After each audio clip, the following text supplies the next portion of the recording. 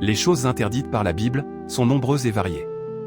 Elles peuvent être regroupées en plusieurs catégories, notamment les actions qui portent atteinte à la vie ou à l'intégrité physique d'autrui, telles que le meurtre, l'assassinat, la violence, la torture, l'esclavage, etc. Les actions qui portent atteinte aux relations humaines, telles que l'adultère, l'inceste, la prostitution, etc. Les actions qui portent atteinte à la moralité, telles que la sorcellerie, la divination, l'idolâtrie, le blasphème, etc. Les actions qui portent atteinte à la pureté, telles que l'impureté sexuelle, l'impureté alimentaire, etc.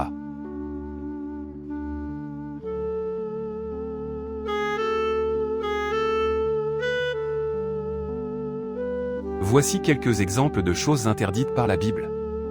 Les 10 commandements, qui sont considérés comme les lois fondamentales de la Bible, interdisent notamment le meurtre, l'adultère, le vol, le faux témoignage et l'idolâtrie.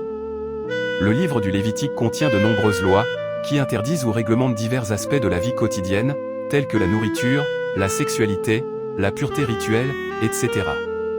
Le Nouveau Testament contient également des enseignements, qui condamnent certains comportements, tels que la colère, l'envie, la haine, etc. Il est important de noter que les interprétations des enseignements de la Bible peuvent varier d'une personne à l'autre.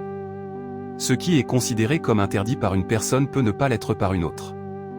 En outre, les restrictions énoncées dans la Bible peuvent être appliquées de manière différente, selon les contextes culturels et historiques. Par exemple, l'interdiction de l'adultère est généralement interprétée comme s'appliquant au mariage entre un homme et une femme. Cependant, certaines personnes considèrent que cette interdiction s'étend également aux relations homosexuelles. De même, l'interdiction de la sorcellerie est généralement interprétée comme s'appliquant à la pratique de la magie noire. Cependant, certaines personnes considèrent que cette interdiction s'étend également à la pratique de la magie blanche.